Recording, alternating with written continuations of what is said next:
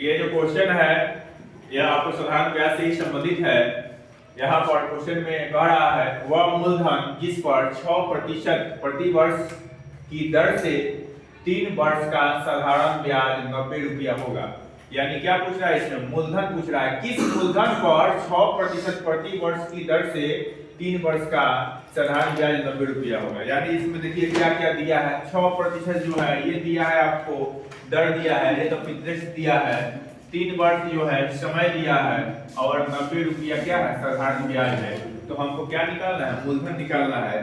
तो हम यह जान रहे हैं, क्या जान रहे हैं, हम जान रहे थे साधारण ब्याज बराबर क्या होता है, मूलधन गुना समय गुना दर बटा 100 होता है। उसी के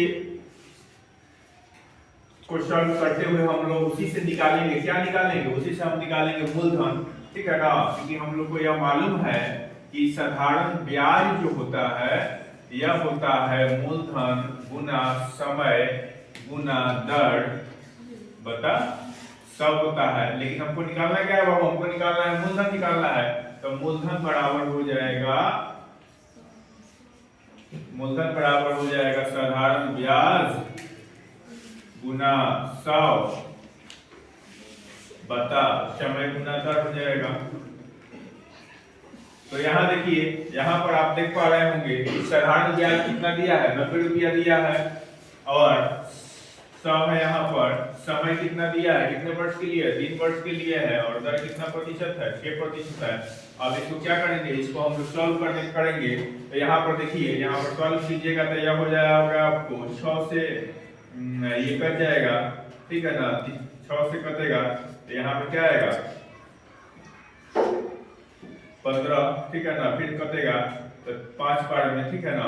तो ये 100 गुना 5 कितना हो गया, 500 रुपया हो गया। तो 500 रुपया क्या हो जाएगा इसका आपको मूलधन हो जाएगा। तो इसलिए यहाँ पर आप लोग देखिएगा ऑप्शन बी में दिया है 500 रुपया, यानी क्या हो जाएगा, सही हो जाएगा। तो इस तरह का क्वेश्चन हम लोग को ऑब्जेक्टिव टाइप क्वेश्चन पूछता है, तो इसमें हम लोग को इसका फॉर्मूला जो होता है, यानी फॉर्मूला बेस्ड क्वेश्चन है, हम लोग को इसको फॉर्मूला बेस्ड क्वेश्चन है, इसमें हम लोग को इसका फॉर्मूला याद होना चाहिए। फॉर्मूला याद कर लेंगे तो इस तरह का क्वेश्चन क्या होगा, आसानी से बन जाएगा। देखिए हम लोग का जो अगला क्वेश्चन है वो 2 नंबर क्वेश्चन क्या कह रहा है। 2 नंबर क्वेश्चन में आपको दिया है यह साधारण ब्याज और चक्रवृद्धि ब्याज से रिलेटेड क्वेश्चन है।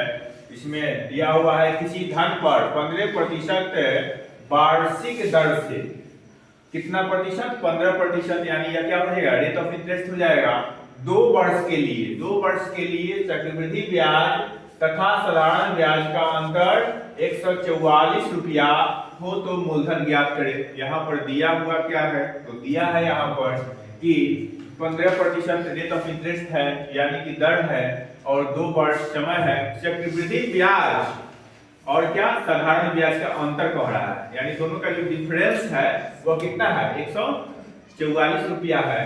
तब आपको मूलधन ज्ञात करना है। क्वेश्चन साधारण आसान उतना नहीं है जितना हम लोग आसान समझते थे, फॉर्मूला बैठाइए और आंसर निकाल लीजिए। तो ये फॉर्मूला बैठाने वाला, आंसर निकालने वाला क्वेश्चन नहीं है, इसमें दिमाग लगाना पड़ेगा, ठीक है ना।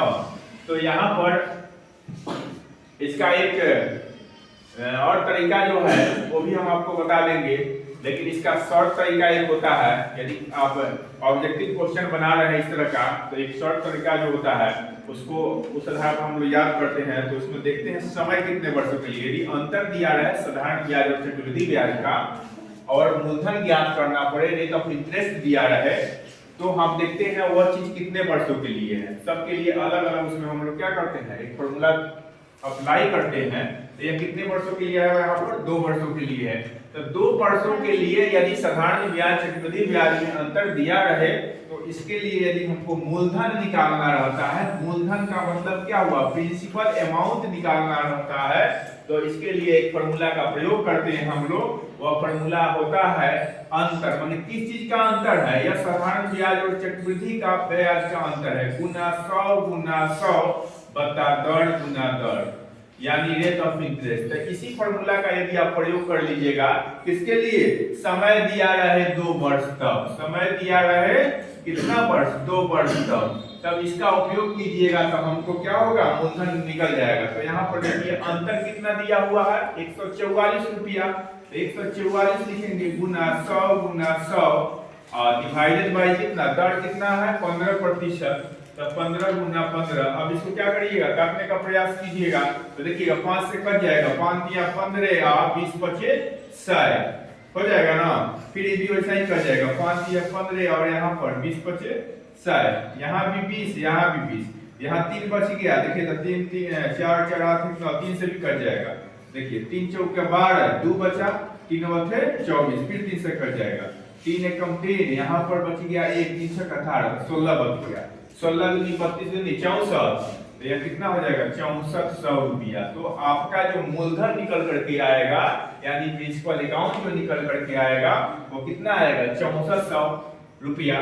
तो यह किसका है, इसका आंसर डी हो जाएगा। इस तरह का क्वेश्चन जो है आपका ऑब्जेक्टिव क्वेश्चन पूछता है या फिर कंपटीशन एग्जाम में भी इस तरह का क्वेश्चन पूछ लिया जाता है। तो इस तरह के क्वेश्चन में हमको बस ये याद रखना है, यदि 2 वर्ष के लिए दिया है तो ये फॉर्मूला हमको क्या करना पड़ेगा, याद रखना पड़ेगा।